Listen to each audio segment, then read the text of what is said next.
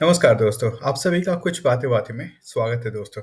दोस्तों अगर वीडियो अच्छी लगे तो लाइक, शेयर, सब्सक्राइब और कमेंट करना ना भूलें। क्या भारत का शेयर बाजार 25% तक गिर सकता है? हाँ, ऐसा हो सकता है और इसके कुछ कंडीशंस हैं।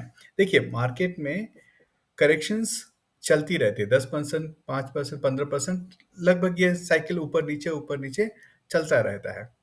और ये जो करेक्शन की बात कही जा रही है, ये करेक्शन की बात जेफरीज के इक्विटी हेड जो कि स्ट्रैटेजीज बनाते हैं मार्केट्स के लिए, क्रिस्टोफर वुड, उन्होंने ये बात कही है। और वो कहते हैं कि अगर अगर भारत की जो प्रेजेंट सरकार है, जो कि मोदी सरकार भारतीय जनता पार्टी की सरकार है, अगर वो 2024 के इलेक्शन में अगर वो नहीं जीतती है, तो ये 25% का जो करेक्शन है आने की पूरी संभावना है। और ये जो करेक्शन है, ये लगभग आप देख सकते हैं कि भारतीय जनता पार्टी की सरकार 2004 में जब वापस नहीं आई थी, तो वहां पे भी उस समय भी काफी अच्छी करेक्शन हुआ था। तो या इस बार का वो कहते हैं कि अगर इस बार करेक्शन होता भी है तो बाउंस बैक काफ़ी तेजी से आने की संभावना है।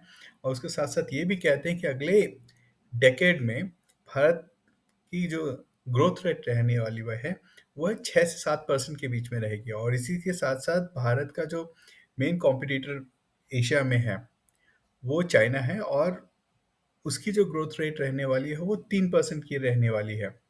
तो कहीं न कहीं ये दर्शाता है कि भारत जो आज चाइना की जो जिस स्थिति में है, हो सकता है अगले 1-2 डेकेड में उस जगह तक पहुँच जाए, लेकिन साथ-साथ में चाइना भी आगे जाता जाएगा।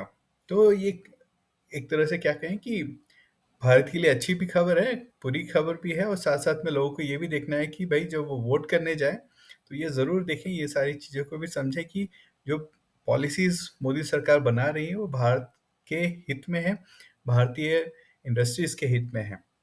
तो ये बात भी समझने की ज़रूरत है, क्योंकि दोस्तों जिस तरह से कांग्रेस जो फ्रीबीज़ ऑफ़र कर रही है, जैसे कि आप कर्नाटक में देख लीजिए, कर्नाटक में उन्होंने बहुत सारी चीज़ें ऑफ़र की। और उसके कारण क्या हो रहा है कि जो स्टेट पावर सरप्लस था, आज वो दूसरे राज्यों से बिजली खरीद रहा है। और क्योंकि वो बिजली फ्री दे रहा है का एक बड़े सेगमेंट को, तो या तो उसको उसकी जो भरपाई करने के लिए दूसरे जगहों से उसको प्राइसेस इंक्रीज करने पड़ रहे हैं। इंटरेस्ट क्या बोलते हैं, आपको टैक्सेस कहीं ना कहीं से तो आपको भरपाई करनी है। ठीक है, तो या तो आप कहीं पे सप्लाई ही ना दें ताकि वो वहाँ पे कंजम्पशन ना हो, और उसके वजह से जो लोकल इंडस्ट्रीज़ है, छोटे-छोटे इंडस्ट्रीज़ है, वो सफ़र करने के चांसेस हैं। एक एग्ज़ाम्पल बीस रिसेंटली आपने देखा भी होगा कि वो था कि बेल्लारी में, कि जहाँ पे जीन्स बनाई जाती हैं, और वहाँ पे पावर सप्लाई काफ़ी इर्रेगुलर हो गई है, और जिसके कारण जो जीन्स इंडस्ट्री है, वो वहाँ पे सफ़र कर रही है। तो आपको देखना पड़ेगा जब आप वोट करने जाएँ। और मैं तो यही कहूँगा कि अ, आपको देखना, ये सारी चीज़ों को समझ के, देख के, समझ के क्या है, कैसा होगा, और किस तरह की मोदी सरकार की पॉलिसीज़ हैं, किस तरह काम कर रहे हैं। अगर आपको लगता है कि सैटिस्फैक्टरी नहीं है तो वो आपकी चॉइस है, लेकिन जिस तरह से ये जो इकोनॉमिस्ट हैं, उनका जो व्यू है, ये व्यू भी ओवरऑल एक इकोनॉमी के लिए है। और देखना चाहिए इसको। मेरे ख्याल से इनका एनालिसिस है, काफ़ी हद तक सही भी हो सकता है और गलत भी हो सकता है। और मार्केट्स तो अपनी जो अनप्रिडिक्टेबिलिटी है उसके लिए तो जाने ही जाते हैं दोस्तों।